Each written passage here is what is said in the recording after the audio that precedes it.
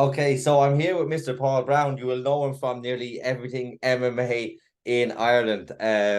He's the voice of nearly every show that we have here, and he's going to be the voice for the upcoming Your Fighting Championship show run by Decky. A fantastic card as always. Whenever I see the show coming up, I know it's going to be well matched. Thank you very much for joining me. How are you, and how excited are you for this show?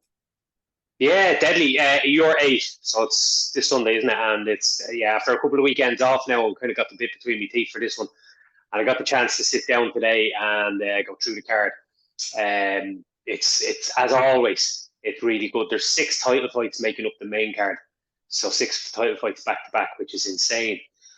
This promotion, I love how it's growing. So this is the eighth installment, obviously, and finding like even the likes of myself and Andrew McGahan on commentary, we're seeing these fighters over and over and over again.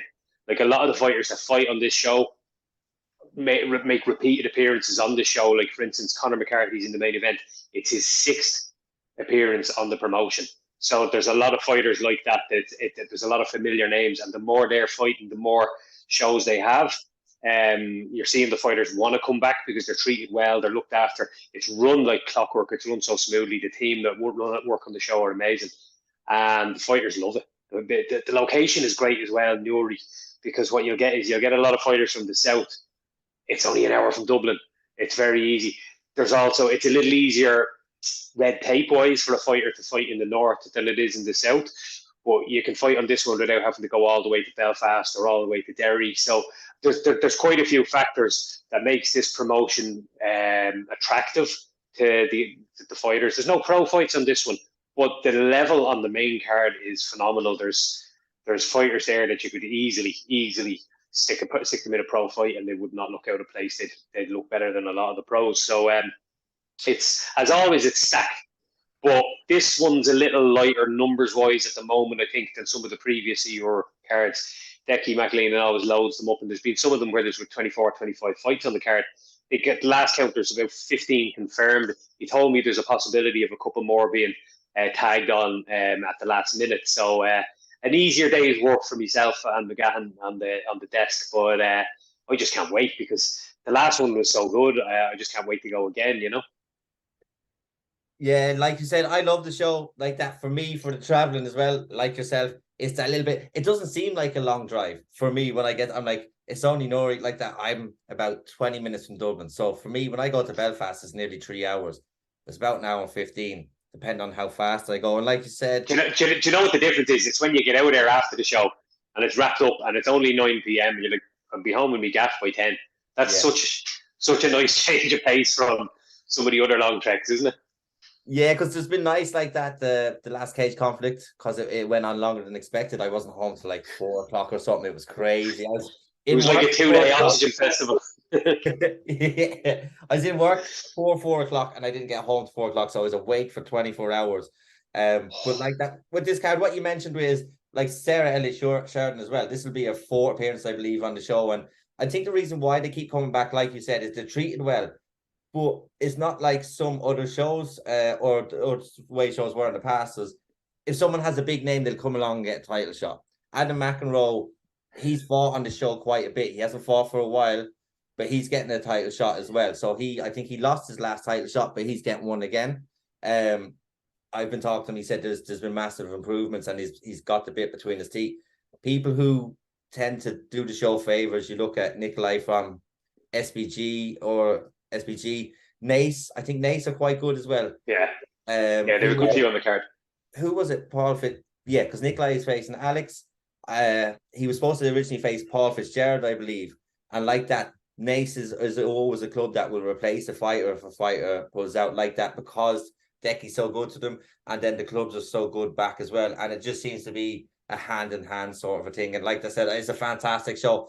There's been so many good moments. With regards to no pro, I would assume there was going to be pro fights because he's starting to get more. But I like this idea of Conor McCarthy, who debuted on their very first show, headlining this show.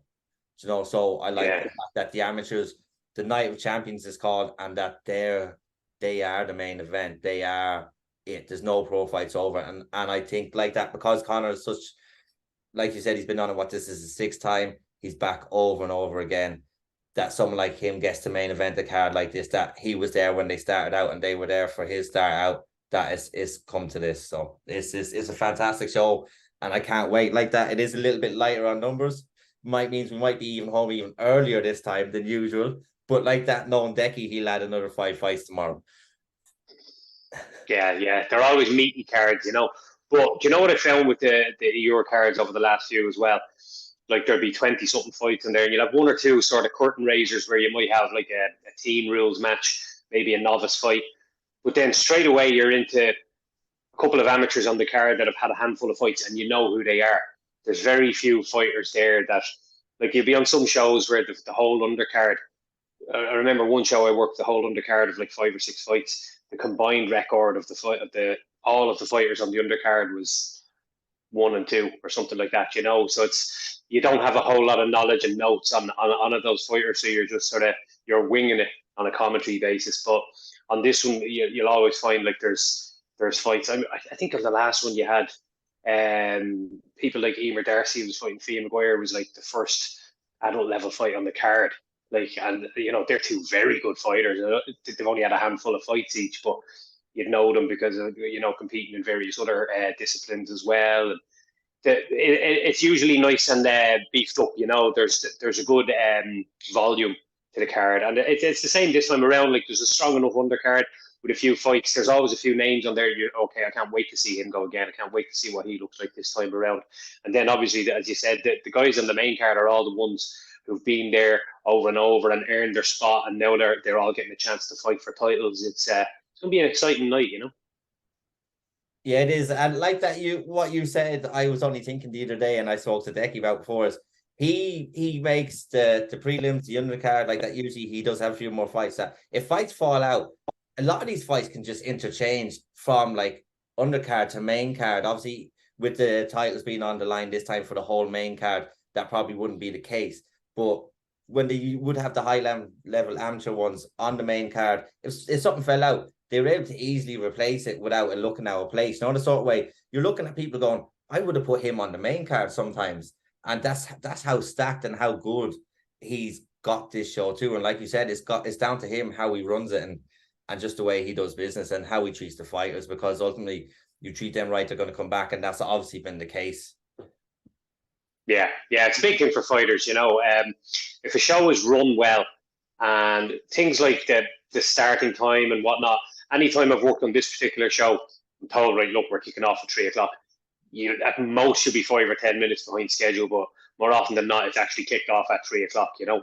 And we've had to sort of stick in a break or two just to give the staff a little breather to go to the toilet and that kind of thing. Cage, like, we're going to take 10 minutes after this fight, boom, but it runs smooth. As soon as the fighters are out of the cage, I'm announcing the next one. I can see the runners have the guys at the door ready to go. I love how that works. And fighters like that, because you can just look at that and go, right, I know when I need to warm up. I know when I need to eat. You know, that little things like that make such a difference when you're competing. And people, like, the watching fans don't realize that a lot of the time. But if you're at a show where, you know, you're meant to fight in and around 6 o'clock and it ends up being 8:30, 8:45, you can be going in there having not eaten for 5 hours, and you know, you might have gotten yourself warmed up 2 or 3 times and cooled back down, and mentally that can be draining, and that can really impact your performance. So a show that generally runs like clockwork, you can look at it and go, okay, the main card starts at X time, I'm second on the main card, I know when in and around I'm going to be fighting. That's massive for fighters. You know, fighters and coaches love that. So I think that's probably a big reason why. And obviously, you know, the setup there is nice. The cage is nice. The venue, it's comfortable. You're not stuck in a cold dressing room in a GA club in the middle of December and things like that. So it makes you know, little things like that all add up and make it a nice experience for the fighters, and that's why a lot of them keep coming back.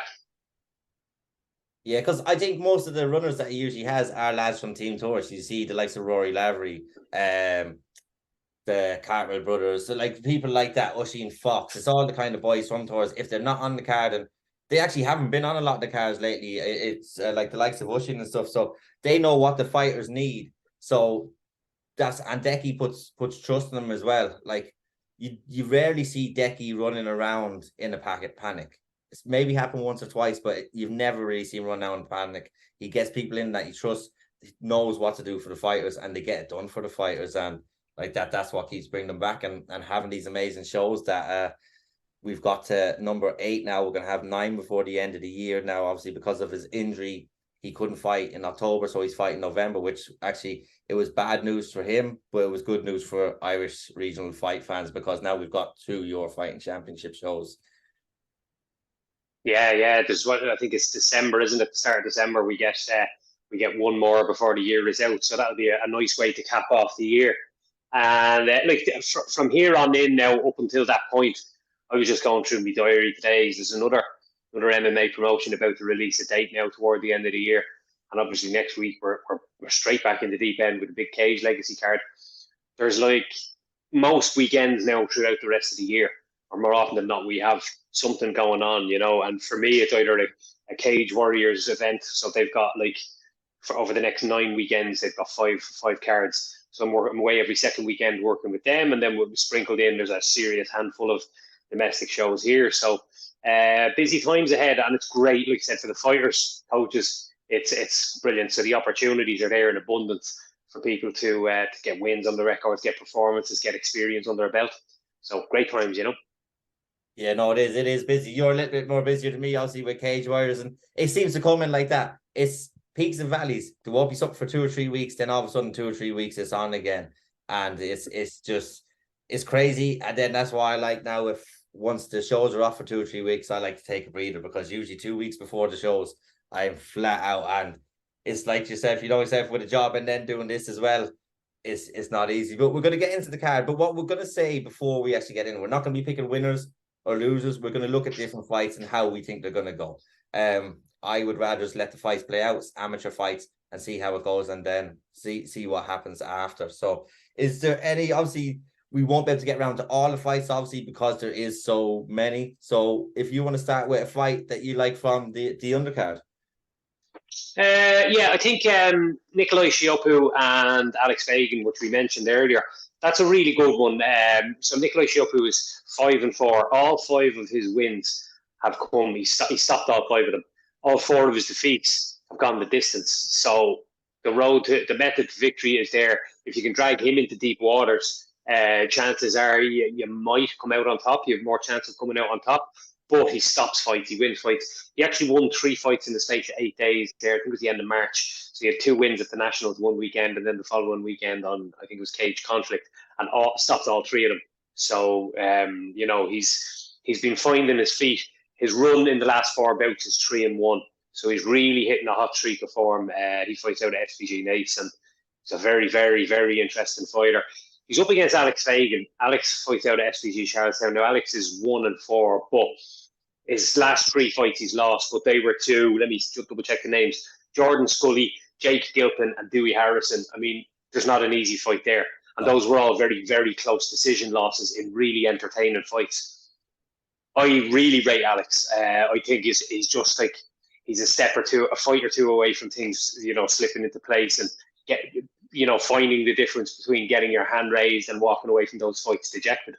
The amateur career is all about building up experience. He has the skill sets, and it's just a case of finding that extra little bit of je ne sais quoi that just, like I said, gets him those victories. So I think that one's got the potential to be a really good fight. I think skill-wise, these guys are really well matched. So it's one I'm really looking forward to. Yeah, no, it is. I know Alex as well. And like you said, the skill set and everything's there. I've been speaking to him. He said he's ready. He said since the last time he's fought, he's come on leaps and bounds. Fighters are always going to say that, but the conviction in what he said it to me, I believe it. And he's not going to, he's going into this fight with Nick. It was originally supposed to be Paul Fitzgerald. But whatever happens, sometimes injuries or whatever happens, and Nace are very. That would have been a good fight too. That would have been a really, really good matchup as well. Both of them would have just stood there, and it would have been a great striking matchup. I would really I still want to see that fight after this fight. But Nace have brought Nikolai in. Like I said, the route to victory is you need to try and drag him into the deep waters, like that. Or Alex could potentially want to go for a finish himself. It depends on how confident he is, how much he feels he's improved since his last fight. He seems very confident from when I've been talking to him. So I think that has the potential to be probably one of the fights on the undercard. But like that, you could say that about a lot of the fights on them because there is quite a few.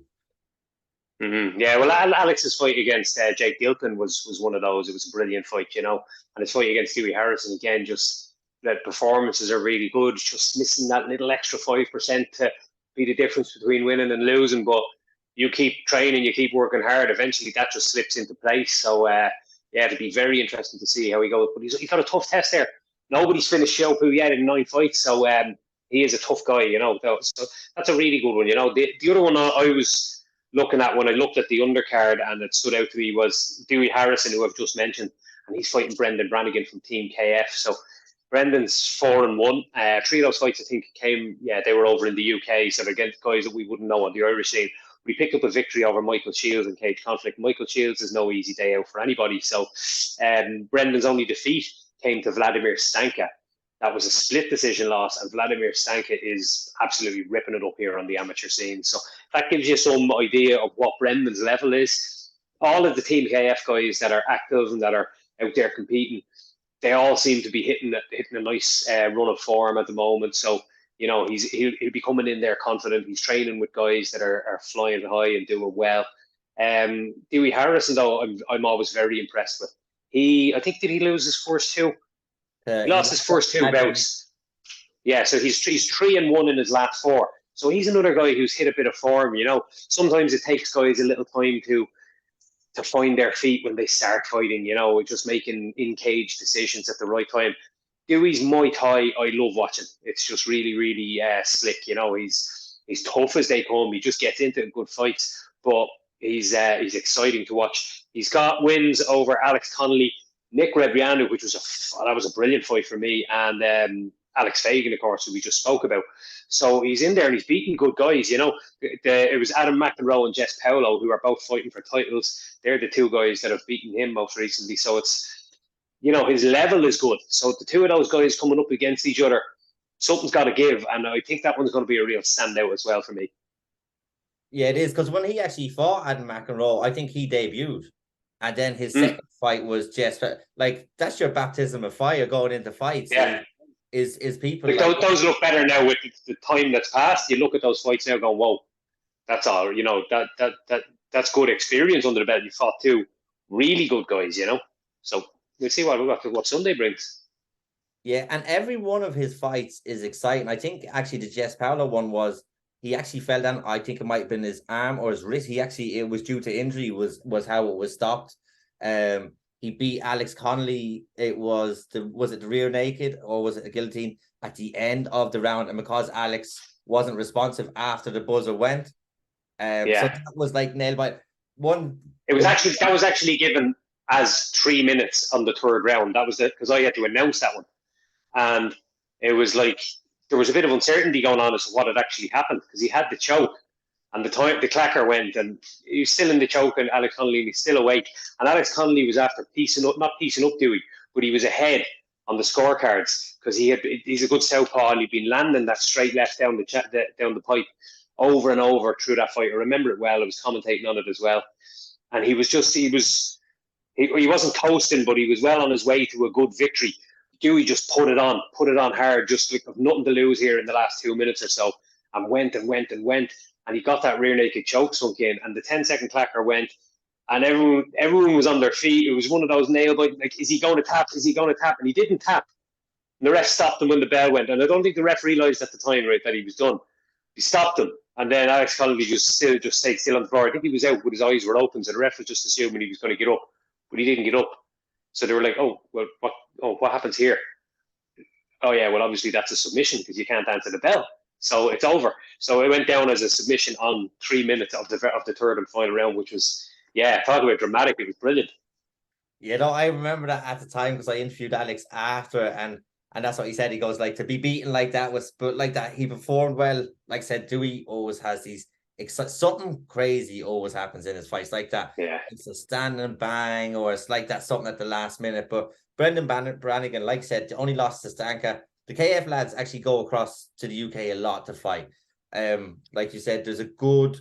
They're all hitting form. Dom Norcus recently won. he in 50 something seconds he battered your man, and your man, he hit your man a jab, and the ref, that was it. And Chris Fields has this, like, they just seem to have this standard at the minute. If you're not good enough, you're not going out to fight. I think it seems to be the ethos with them, because they come out and they seem to perform every time they come out. And if they don't perform, you've been cage side, they hear about it. So this, like you said, this has the makings of being an absolute cracker of a fight. And it was, I believe it's kind of the main event on the prelims. Would I be correct? No, I think the running order I have at the moment, there are 2 more fights after it. So there's Declan Ryan taking on Garrett McCormick. Garrett's 10th amateur fight now, I believe. So that's it's going to be a really good level there as well. And then you've got Shay Leatham taking on Josh Green. So there's plenty of good fights going on there on the card. It's meaty enough even on the undercard, And by the time that's all over, and then we step into the title fights, I mean, we'll be well warmed up at that point, and we'll be ready for some really good action at that point, Yeah, 100%. Like Garrett just beat Jess recently, cage conflict for the belt. He's fought Jordan O'Neill twice. Like, going in, he's got a wealth of experience going in against Declan Ryan, who had a highlight kind of knockout against Paul Fitzgerald on one of the earlier shows on Your Fighting Championship as well. So he's another one. I think he hasn't been so active recently, but he seems to be back now, and that's a good fight, because I think they were supposed to be fighting different opponents. Something fell out, and it all came together like this. So, like you said, they're just the warm-ups. There is plenty more. There's Oisin Daly from Torres. There's so many fighters. Like I said, we can't name them all, but there is so many good fights to get us warmed up for this absolutely banging main event, or main card. Sorry. Yeah. Six title fights back to back. I mean, that's going to be a nice novel experience. I don't think we've had that yet. That sort of depth of title fights on one card. But the opener is a really fascinating one, the lightweight title. So you've got Jake Gilpin fighting out of Sekioku, and he's fighting Adam McEnroe. So Joxer, we just spoke about, another Team KF fighter coming back after a little break. And Joxer, Joxer has had 12 fights already, amateur fights, so a really experienced fighter. He's been out there working. Gilpin, I'm so impressed with. He's 5-3 at the moment. His last 2 bouts, he's been getting better and better and better. He's the first time I saw him, I think, was the Alex Fagan fight, a really good striking match. So he displayed really high level striking from both stances, and I was blown away by how good he was. But just the improvement fight by fight. He fought, who did he fight for? He won the IUR title a couple of bouts ago. It was Aaron Boyle. Oh, yeah. And he won that. And then in his last bout, he got a brilliant victory over Marek Soup for the Akuma belt. So his last 2 fights were title victories. And now he's coming back to defend this belt against Joxer. And again, just a guy who's fighting consistently and racking up the experience. And the Sekioku lads are, they're building, they're growing, and I'm really excited just to see the improvement this guy is showing over and over. I'm really excited to see where he can go, Yeah, like that. I've kind of seen him from the start as well, and I actually said to him after his last performance, I just echoed exactly what you just said. I said, you get better and better every time I see you, whether it be striking, grappling. He seems to be so well-rounded, and like that, he hasn't been, I don't have the dates here, but like that 5-3 record has been built quite quickly. I believe he's been quite active, hasn't he? Yeah, I don't have the dates here in front of me, but it's been very quick. He's 4-1 in his last 5. So, and if he starts, but then he found his feet and got going. And like you said, striking and grappling, because even in the last one against Marek Soup, I've trained with Marek, I've rolled with him. He's really strong, really good grappler, a couple of good armbar finishes on his record already. So even on commentary, I was saying, right, well, this is kind of very much striker versus grappler, and Marek was trying to get takedowns. In the 3rd round, when it was all to play for, it was Jake that was coming on strong, and Jake was taking him down. So, I mean, I think Jake even had his back, possibly. I might be remembering that incorrectly. It was what Akuma was wild that night. I think I was still dizzy after the Damien McGuigan knockout just before it. But it was just, a brilliant performance, and he's improving on all levels.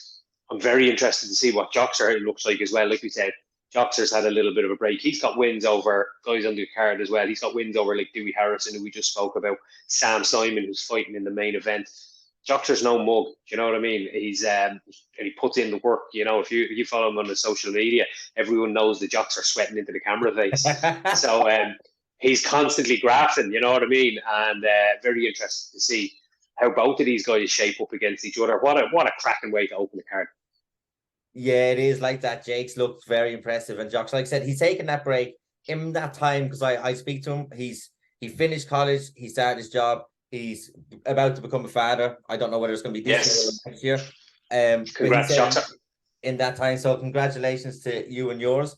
In that time, he just said he's been just looking at what's been going wrong in his fights and what he's fixing. Like you said, if you see he's the sweat, and you do see the KS boys do the Jockson impression, or they can find someone who do the Jockson impression, but he wants this bad. He wants this bad. Yeah. Jake's gonna want this bad. Like, this is going, like, to open this, like, to open the main event, this is going to be a cracker of a card. Most of their fights go to a decision, right? When I looked at them overall, but I don't think this one will for some reason. Yeah. It's a really fascinating matchup, you know. That belt there, Jake Gilpin's now making his first title defense, and you know, sometimes, you know, that can, fighters can feel a little bit of pressure from that as well. So it's just, yeah, it's interesting stylistically as well, just to see how Adam McEnroe gets to grips with Jake Gilpin. Jake Gilpin's a very mobile striker, you know. So yeah, interesting. Can't wait for that one, you know. Okay, so the next fight then after is obviously Sarah and Emer. We talked about obviously Sarah being a repeat competitor on the show, so rightfully she's gone there. Then Emer Darcy's made quite a splash. She's 3-2 in less than 12 months. Sarah's been there. She's been quite active as of late, and she's kind of put herself at the top of the pile, I think, of the females within Ireland in the amateur scene. Yeah. Sarah's 8th amateur fight now, I believe, and you look at her record, like she picked up 2 wins there in June against Gemma Brown and Chloe Crozier, 2 wins in the space of, I think it was a week or 8 days or something. And, you know, she'd be going through a bit of a tough time. So it was good to see her do that and just get back on track. And then you look back at her record, she also has wins over Sinead Newlon and Raquel Garcia. And then you look at that now and what they've done since, you're like, oh, Jesus, those wins actually look a lot better now that a bit of time has passed. So she has really good ability there. She puts in the work, you know. She's got her hands full with a really good opponent here now for this bantamweight belt, Emer Darcy. Like you said, Emer's record is 3-2 over the last year, but a lot of kickboxing experience. Like, I've worked quite a few K1 shows where Emer's been fighting for titles and that kind of thing. So it's been interesting watching her transition into MMA. So the style she would have generally used, her boxing's very good, but you would have seen a lot of this side-on stance, lead leg side kick, and that thing where the kickboxers love this, where you lift the leg up and you throw multiple kicks while the leg is in the air. You know, that sort of flicky stuff. You can't do that in MMA. You can't leave your leg up there. Do you know what I mean? That leg is going to get grabbed and dragged, and someone's going to be on top of you or on your back. So she has kind of eliminated that to the point that I think in her last bout against Dolores Gallagher, I don't think she even threw a kick or barely threw any. It was very boxing heavy. Yeah, and the win. Yeah, and you know, she finished her with shots to the body. She was going up top and she was hitting shots to the body and mixing things up. And TKO with a body shot, you know, just I think she cracked an intercostal muscle or something like that, or did some damage there, did some cartilage damage or something. It was a really painful looking one. The previous win to that in the IUR cage against Fia Maguire, I was very, very impressed with. So what she was doing well was she was working behind her jab so well. It's very difficult to get past that jab, and that's the challenge that Sarah's going to have now. So, you know, it's going to be slipping the head off the center and maybe landing split jabs, slipping the head onto the inside and coming over the top with a right hand. Little things like that will be key here, because Emer has really good reach and just accuracy, and she hits hard.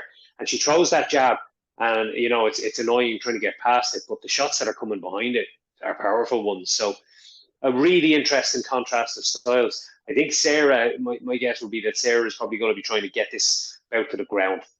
Sarah has looked really good in the grappling. Of course, she got that rear naked choke victory, didn't she, in that last pair of wins she got. So, and in other fights as well, she fought Kerry Ann Vernon, who had a similar style last year. Kerry works well behind that jab, straight shots, 1-2. And managed to, you know, land enough to win the first couple of rounds. There was a round where Sarah got a hold of her and got her down, but I think at that point maybe she was a bit too fatigued to make it count. And, you know, she's developed a lot since then. So she's not the same fighter. But I think that's the interesting stylistic matchup that's at play here for this bantamweight belt. Yeah, what I noticed about Emer, like I said, I don't believe she threw a kick. I think I asked you this before we started, and I rewatched the fight, and I still can't remember. I don't think she did throw. But what I did say, like I said, that jab, but that right hand is coming straight. As soon as that jab lands, in the last fight more so against Loris, that jab landed, and then the right hand was nearly immediately over. So there was no telegraphing it. It was you were getting popped, and then you were getting hurt, and like that. When Loris then was going to cover up, it was to the body, and it was so precise, it was so powerful, and it was so quick. And like that, without throwing a kick, because obviously, like you said, with the side kicks or the front on kicks, as she continues, she will be kicking, hitting those calf kicks, hitting those head kicks. Like what we're seeing with her boxing now, once she's trained with Shauna Bannon a couple of times, I believe, as well. So imagine how that's going to bring her on. But like you said, it's such a good contrast of size. Sarah's able to get girls into positions, advance the positions, and put them in really uncomfortable positions where she's getting off damage to win the fight. And for a striker, if she's fighting a striker, it's so frustrating because it's very rare that Sarah lets someone back up or is able to get back up once Sarah gets them down. She will move them into another position. She'll make it hard. She'll grind it out. And she'll just wear them down and damage them and then win the fight. And like you said, she's got that submission threat as well once it gets to the ground. But Emer showed fantastic takedown defense against Fia, who comes from MMA Cork, which is a huge, like really fantastic wrestling gym. And no matter what Fia done, she just couldn't seem to get her down. Like I said, she was kept on the ends of jabs. So with obviously Owen Roddy as a coach for striking as well. So I'd say, and you said with the previous experience against Kerry, I reckon they have a plan devised of how they can go on and try and utilize a game plan to beat Emer. And then obviously Emer's got the same one. So that's what makes it so exciting. It's like what style is who's gonna implement their style. And it might be weird. The two of them, Sarah might want to stand and strike and Emer might go to the ground, but I don't think so. Yeah, well, they've actually been matched to fight before as well, I believe.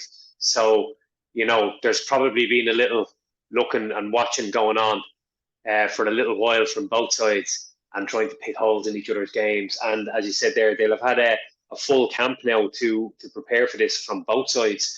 So it's going to be interesting to see what both teams bring to the table. It's a really interesting matchup, just of contrast in styles. And, Owen Roddy, like you mentioned there, he's a brilliant coach. So they'll have had time to plan. They know that Emer's danger there. What Emer used brilliantly to stop Fia Maguire taking her down was she basically just owned that space between her and her opponent and didn't allow her opponent to step in and close the distance. Every time she stepped in, she was meeting the jab and that. So it was making life very difficult for her. And then by the time Fia did get a hold of Emer, she was just a bit too beaten up to really be able to operating or firing on all cylinders and actually get the fight where she wanted it to be. So, the pathway is laid out there. The longer these fighters' amateur careers go on, the more footage there is of them. So the more your opponent can study you. The better you get, your opponent has more opportunity to try and figure out a way to stop your A game. So, yeah, this is one of those fights now where both of these have a handful of fights now. They can watch each other. They've seen each other fight repeatedly. So it's interesting to see how they figure each other out. Yeah, it's basically whoever is able to implement their game plan on the night and who's better on the night. And like that is a fantastic fight. It's the first ever women's amateur championship on Your Fighting Championship as well. So they'll be making history as well. So the winner takes it all. The winner takes it all. So after them, who have we got? We've got Jess, is it next? I have the flyweights next on my running order. Yeah. So Jamie Abbott and Damien McGuigan. What a fight. It's like Damien McGuigan, viral sensation, coming hot off the heels. Damien's he's 5-1. He's on a 5-fight win streak. And is he 18 or 19 years of age? 18. He's looking better and better all the time. The last IUR 7, he got that triangle finish over Cian McCartan, and then he went and he got that wheel kick victory over Matthew Friel. And that performance, I mean, if anyone watched it, you'll have heard me lose me bleeding marbles on the commentary. Myself and Reese and Phil and the commentary, we were all just blown away. It was one of those moments. So you were there, of course, you know what it was like. It was one of those moments where everyone in the place was on their feet. It was just you'll remember it forever. It was one of those because it was so good. It was that dynamic and that explosive. Stylistically, I think Jamie, where Damien's danger is obviously that kicking range and those spinning shots. Jesus Christ, the danger is evident to see. But his guard as well, when he's on his back, the threats of triangles and arm bars as well is there. I think Jamie's a really, really good grappler, so it's going to be very difficult to catch him in something in those positions. And where he stands out for me with his striking is the boxing ranges. So if he can get inside those kicking distances and get to work with the hands, we saw some really good work in the bout against Gary Rooney. This is only his second fight this year, but he had 12 fights in 2022. So this is his 19th fight, 19th amateur fight. So what a serious level of experience he's been building up. The training partners as well that are available to Jamie, like guys that I see in Team Rhino all the time, in and around that weight class. There's good guys at youth and amateur level, like Sean Brazel and Aaron Henry. Then you've got Jer Harris, of course, who's fighting on Cage Warriors very soon as well. So there's a really good selection of fighters in and around that weight class. Someone that moves like Damien McGuigan with that speed, it won't be something that he's not used to, especially after 18 amateur he's had 17 fights already. So, you're not going to throw anything at Jamie that he hasn't seen before. He's been in there with the best of the best. That fight with Gary Rooney, that'll live forever in the memory as well. So this one, just two guys. I spoke at the start of the card about fights that you could put them into you could change this to a pro fight and they wouldn't look out of place. Both of these guys, we said it. I think myself and Reece said it on commentary when Damien fought the last time. Or it might have been Phil that said it. Phil said it, and Reece said these would look better than some pros if this was a pro fight. You know what I mean? They're at that level because that fight was so good, and this one, the two guys are at a really high level. I believe Jamie is very, very close to making the step into the pro ranks as well. So, just one I can't wait for again. Yeah, I think I'd echo your thoughts as well. I think there's no one else really for him to face within that division that he hasn't already fought. Whether he's won or he's lost, he's taken that experience and it's going to be his eventual turn pro. And he's taking this fight very seriously as well. There's Damien McGuigan had said to me he reckoned Matthew Friel wasn't taking him seriously and thought it was a bit too early. And I think he had said to me that Matthew said it was too early in his amateur career to be fighting someone like him. And we were all there. The way he set that up, leg kick, and he just stopped dead and span on the spot. I was sitting there. This is probably my most viewed video. It's like 50,000 views or plays or whatever. Wow. And I think I went and I mounted to like you, Phil, and Reece. What the like it was. I think that's what I said on commentary. It was just wow. The jaw was on the floor. It was wild, wasn't it? Yeah, and like that, I started interviewing him, I think, towards the end of his kind of like his U or cadet kind of career, and he was winning belts then, and he was going to the UK then, and like the training partners he has as well. But like I said, Jamie has this experience and his grappling as well. He never looked once uncomfortable with Gary Rooney. Gary Rooney caught him in some submissions he was able to get out of it. I think he worked so well off from the bottom against Gary Rooney. I don't think when Gary takes people down, he's able to smother them, advance them position, ground and pound, or get submission. Jamie was actually throwing up shots from the bottom. He was throwing his own submissions up as well. Like Jamie, like you said, this is a really high level fight. And what I love about these flyweights is they're so exciting all the time. And you've got Jamie, who's been at, I believe he was at the first ever Super Cup. He's been at multiple IMAs. He's fought the best of the best around the world, not only regionally. So it's going to be interesting to see how this one pans out. Like I said, I reckon he's taking Damien seriously, especially after the last fight. And I don't think he would have taken this fight if he thought it was an easy fight. I think Jamie wants these hard fights. If you look at his topology, you're just like, you fought who? And you look through the names and you're like, my God, like he's been there with the best of the best, and he is one of the best at fight. Like he's up there in the flyweights, and I think the turn pro will go soon, but for now, I just can't wait to see this fight. One thing that'll probably work in his favor is that he definitely won't be taking Damien McGuigan lightly. Like in the same way that you mentioned there, he won't be looking past him, thinking, oh, this guy only has like 6 fights or whatever, so he's probably not on my level. I don't think there'll be any of that going on. He's going to realize after that fight a few weeks ago, Jesus, this guy is very dangerous. I need to be switched on for this one. So yeah, flyweight fights I think they're just the best. Can't wait. Yeah, no, it is going to be a good one. And then obviously you've got Kieran Coogan to come back, because Kieran Coogan was the person who was originally scheduled for some of these fights with Matthew Friel, he fought Matthew Friel with Jamie Abbott, and then he obviously is injured and he's out for quite a while. And Damien McGuigan slotted in there and hasn't looked out of place. So when Kieran Coogan comes back, it's going to be even more interesting. So that's a fantastic fight. I can't wait to see that and see who gets crowned the champ. So what is up next then? The running order I have next is the welterweight title, Jess Paulo against Mantas Vosilius. So that's an interesting one. Mantas taking this on short notice. Yes, because Darragh Ward, I think. Darragh Ward, that's it. Withdrew, because I was looking forward. Darragh Ward's been on a streak, but I think Jess and Mantas and Darragh Ward and Mantas, and I think all these people have been scheduled to fight together, but it's never happened. It's like a round robin sort of a thing. And it comes together now. All Mantas' wins, I believe, 4 wins are by submission as well. You wouldn't expect anything less from a Kieran Davern student. What Jess Paulo is so good at is making good fighters look ordinary. And it might not always be the most exciting game plan, but it's usually an effective game plan, and he usually comes out on top. You can see that with multiple titles. Probably one of the best, if not the best, welterweight within the country. Like there's so much going on in this fight. What do you make of the fight? It's an interesting one. Like you said, Mantas is 4-4. He's got 4 wins by submission. Jess has been known to take guys down and grind them out in the top position. Like you mentioned there, some of the fights haven't been overly exciting.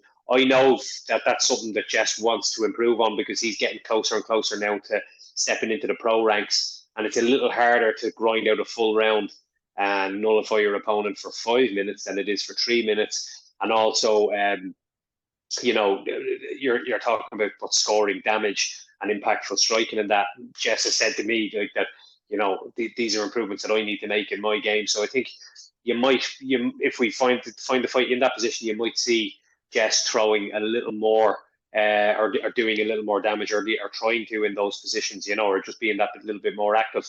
Those are things that he'll have to improve on if he does want to go pro. But 16 amateur fights already, that he's one of these guys he's on every promotion, and he's holding a lot of belts now as well. Mantas 4 wins by submission. He's also lost 3 by submission. So, he goes for it.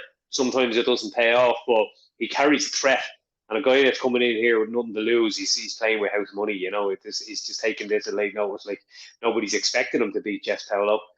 Jess Paulo takes him down. Mantas is he's got wins over the likes of Brian Manning, Peter Halpin. He's decent fighters on his record. So, yeah, don't count them out. You know what I mean? It's a test, a good test for Jess. And it's the test for me for Jess will be not whether or not he can win and lose this fight, because Jess has won and lost fights through his career. Like, it's your amateur career, so it's about. But can he implement some slight stylistic changes, that might stand to him going forward? Because he's getting, like I said, he's getting very close now to making the jump to the pro ranks. That's what I want to see.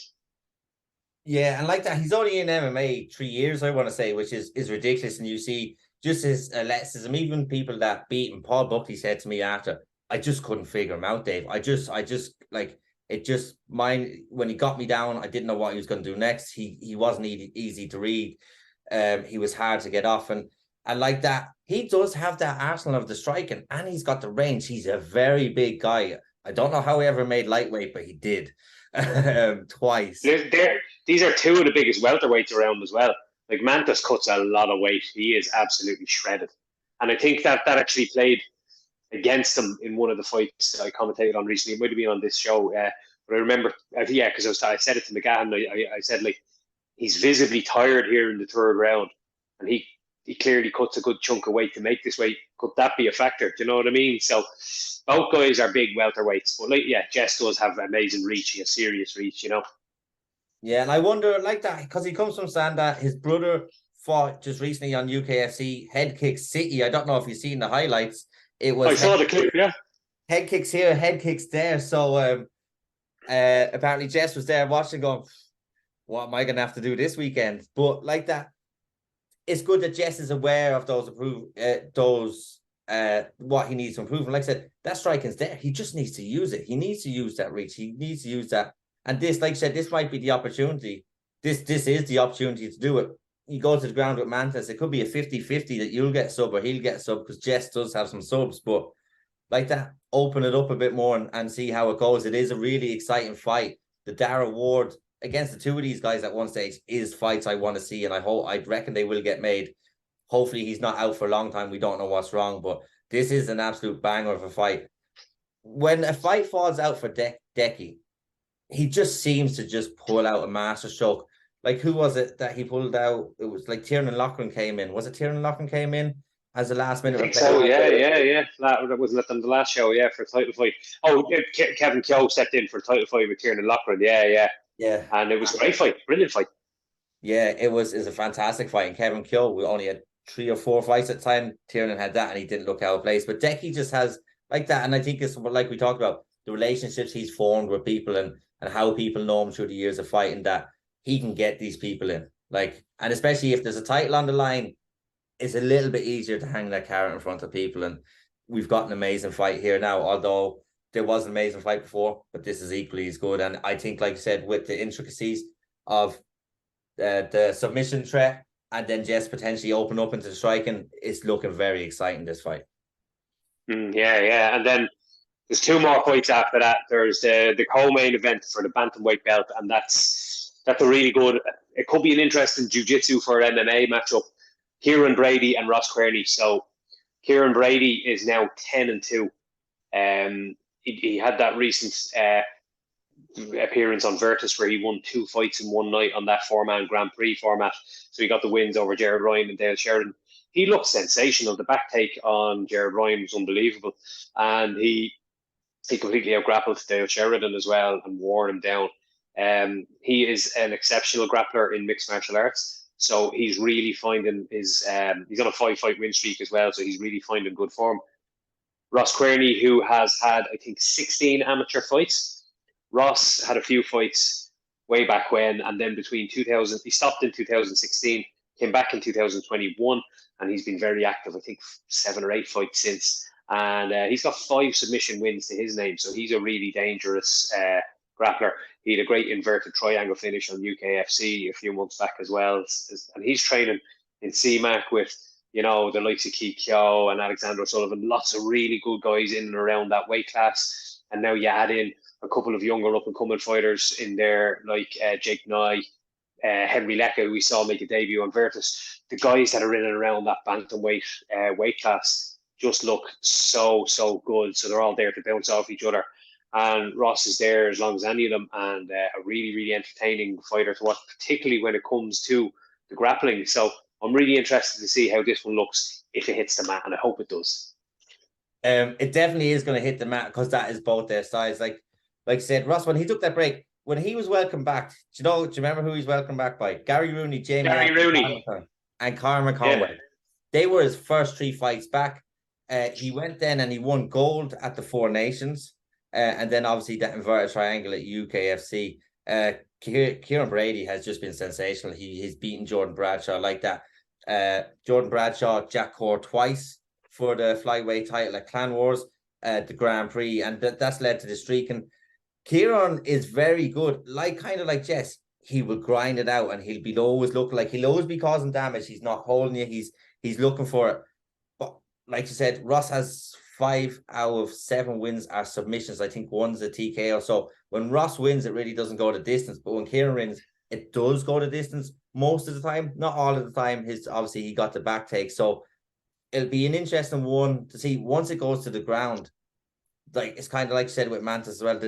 Ross has been submitting himself. So Ross is going to go for it and could potentially get caught, but he could potentially be victorious. He's been around quite a while, and I think this is something he's deserved. Like I said, that was quite a long break, and to be welcomed back by those 3 guys was unbelievable. And then to win gold, go over there with the Irish team, and I think there was only one person who didn't come back with gold, and I think they came back with silver, and they had the fight of the tournament. That Irish team that went off to Four Nations last year was sensational. So it's a really interesting fight. It's one of the ones when it goes to the mat, you're gonna want it to go to the mat. Well, people like me and you and know the scene will want that to hit the mats from the beginning and stay there from beginning to end and see who comes out on top.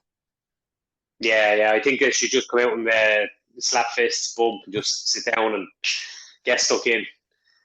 Just do it. You just entertain the jits and everything else, So really good a contrast of grappling styles, but both guys clearly very high level. Flyweights, bantamweights in this country, at amateur and pro, like there's an abundance of real talent there, So that's a cracking matchup. Again, two guys with brilliant experience. Brady has 12 fights and Gurney has 16. Like there's a lot of the fighters we're seeing on this card have a serious amount of amateur bouts now. Now that the lockdowns are out of the way and the shows are all back in abundance and people have been able to rack up appearances and also go off and compete on things like the Four Nations or go to the IMAFs. People are building their experience bank very, very well over this last while. There's plenty of guys there with 14, 15, 16 amateur fights already now we're seeing on this card. So that just bodes really well for the future of the sport here, Yeah, it is. And like that, they are with those tournaments, the Four Nations, you could have 2, 3, 4 fights. IMF, if you get to the final, you could have 5 fights. And it's all just experience. And the UK are taking a lot of Irish fighters over. We obviously seen APFC that are taking a good few Irish fighters over. Next month, UKFC usually brings people over like they did last weekend. FCC brings fighters over. So there's options for them there. And like I said, like you said, with your calendar for the end of the year, there's so many shows. Jake Guy, like you said, he went 10-2 in, I want to say, less than 18 months. Like that's how quickly. Yeah, it was 10-2 in I think 11 months or something like that. Or no, sorry, 13 months, something like that. I remember just looking at my notes there before his last bout, and I put up a little highlight video of it there at the weekend, and just reminded me, Jesus, how good is this kid, So there's, as I said, in and around that weight class, there's guys there racking up serious experience. Guys like him, and as I said, you mentioned Jamie had 12 fights in 1 year. These guys are building up a big level of fight experience in a short period of time. And then you add on another couple of years of training behind that, they become a very tantalizing prospect to enter the professional ranks, because Jake's young enough, is he 19 or something like that? And then like that. You don't need to be going into the pro ranks probably yet anyway. Do you know what I mean? So guys like that will reach a point where Matt Sally found himself. Nobody will fight you because you're an amateur, but you've had a ridiculous amount of fights. You're on a crazy win streak, and there's no one out there there's not going to be enough fighters out there that you haven't already beaten that have more than 5 or 6 fights to their name. So you'll be left with no choice but to go pro. But look, what a nice problem to have, So you're better off being well prepared before you go into the pro ranks. And that's what the amateur career is all about. You go back to 0-0 once you turn pro anyway, Yeah. So fight the best guys. Yeah, like I say, it's better to be looking at it than looking for it. So if they've got that experience there, like I said, they go into the pro ranks. Like you've mentioned, a lot of the fights are better than a lot of pro fights at entry level on other shows in other countries. It's just the talent we have is amazing, and that leads us then to the main event. Yeah, Conor McCarthy and Sam Simon for the super lightweight title. Fair play to Sam jumping in on this one. I don't think I just mentioned there, Conor couldn't really get a match for this one, because Conor has fought everybody. It's 10-2. I think he mentioned on the L Triangle last week that this may be his last amateur bout. So, Conor's one of those fighters. Since I started doing this commentary thing over the last year and a half, anyone asks me, who are the best guys? Who are the guys, the highest level amateurs in the country? Who are the ones you most enjoy watching? Who are the ones to look out for? Conor is right up there. He's one of the names that I one of the first names that I dish out to people. I've commentated, as I said, this will be his, I think it's 6th appearance on the show. So I've commentated on nearly all of those. I just love watching this guy fight. His boxing is just unbelievably slick. His defensive wrestling is very good. He's hard to get a hold of. That 5-round destruction of a really good fighter Conor Nolan it was mind blowing to me. And I really just enjoyed watching him. And I just think that he's the perfect type of fighter. I think he's only 19 or 20 to go forward into the pro ranks and start to really make a name for himself. He's got all the skills in the world, and I can't wait to see the hot stepper in action this weekend. Yeah, no, he's very good. I've had the pleasure of interviewing him a couple of times. I actually had him on in depth there. I don't want to say quite recently. I want to say within the last 2 or 3 months. He was someone who was fascinating me. When it came to him versus Jess Paolo, a lot of people are like, "Is he going to be able to stop Jess taking him down?" He did.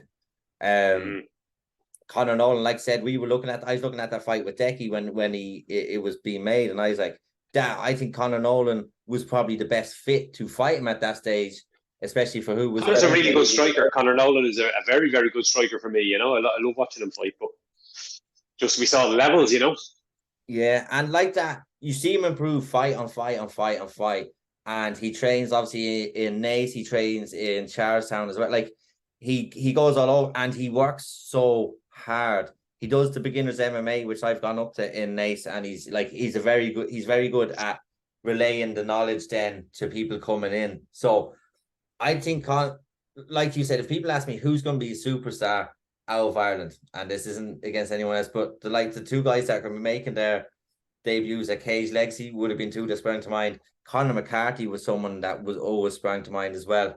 There is more kind of on the cusp of there as well, but like you said, I think Conor McCarthy after this fight probably is pro. There's no other option. The only fight I probably would have liked to see him in, and I mentioned Sadecki for this one if he didn't get it, but I think the guy's going pro, was Charlie Spence Lynch, who fought Senan. I would also have liked to see him fight Senan, but when that fight was being talked about, I think Senan only had 3 fights. Conor maybe had 9 or 10. Yeah. So not that there was a skill gap, there was a big experience gap there as well. I think that would be a fight I'd like to see, but I think that time for that fight has passed. I think it's pro now for him after this. I don't think there's much you need to round off in his game. If you look at his performances, he's pretty solid going into pro. But he comes up, like I said, Sam comes in when no one else wanted to. He's 4-2 since he kind of came back, because he was out for 8 years. 9 years. 9 years. An injury, 2 injuries. He had to wait 3.5 years for 1 surgery and 4 years for another surgery on one leg, then another. He came back against Adam, who we spoke about earlier.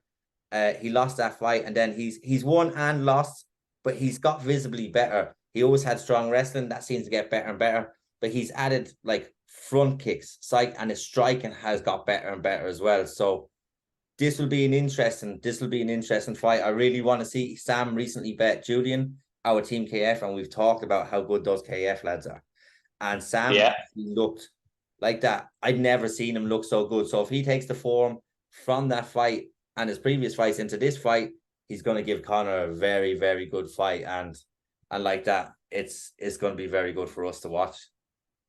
Like a long break. Sam has come back, but Sam has I wouldn't say the luxury, but Sam has a brother who he trains a lot with, who is a fucking physical specimen, and I know because I train with the guy occasionally, and when he gets a hold of you, it's not pretty. It's some guys just have this just very, very out there level of just athletic ability. And when I first asked the coaches, the Waterford Rhino coaches, the first time when Sam was making his comeback, that's Solomon's brother, isn't it?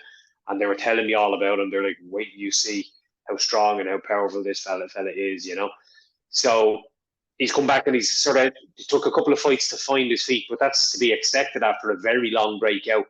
And now he's at that level where he's challenging for titles on the amateur scene. He's really finding his rhythm, finding his feet. And look, he stepped up to the plate against this guy, Conor McCarthy, when no one else would. So that speaks volumes for his confidence. Another fighter that's just improving all the time. Much like his brother, and when you've got a brother that you can work with and spar with, like they're both in and around the same size. They're both fighters a long time. So, they'll have put lots of work in together, money in the bank, and Sam is no joke. He's not to be taken lightly here. So, like I spoke about earlier with Mantis, he's playing with house money. No one expects Sam to come in here and upset the apple cart. So he can go in there and risk it all and just go for it, you know. So yeah, interesting fight. Yeah, no, it's a very good fight, and that's what he wants, another title. He said the one thing that kept him going through that 8-9 years was getting that title shot, because I think he was booked for a title shot before his injury, and then he wanted to come back. So it kind of came full circle. Like I said, he's coming in here when no one else wanted to just go in there and have fun. Like I said, he's improved every fight, and his striking has got a lot better as well every fight. I think he's got a really good kick straight up the front to keep people at bay, and then like that, his 1-2s have seemed to, like, his striking has seemed to got better and better. But like Conor McCarthy seems to be the finished article at the minute. But like, you go in there and see who wants it, and that's what it's going to come down to. Yeah. Like that's 6 title fights. That's back to back. It's going to be just amazing, you know. I can imagine now by the time that main event comes around, we're going to be fairly worn out emotionally, because some of those fights are unbelievably closely matched. So yeah, big night ahead. Big night ahead. Perfect. Thank you so much for joining me. It's been an absolute pleasure. We talk so much on and off the camera as well. I've really enjoyed this. I'm going to put this onto YouTube, and I'm going to throw it onto Instagram as well. So if people like it, let us know, and we'll do another one. I think we're going to do one for Cage Legacy anyways. And if it's something people want to see us continue do, let us know. Give us feedback, good or bad. But I know you're going to love him, but it's the feedback that's going to be on me. So thank you so much, Paul. It's been an absolute pleasure, and enjoy your evening. Thank you, bro.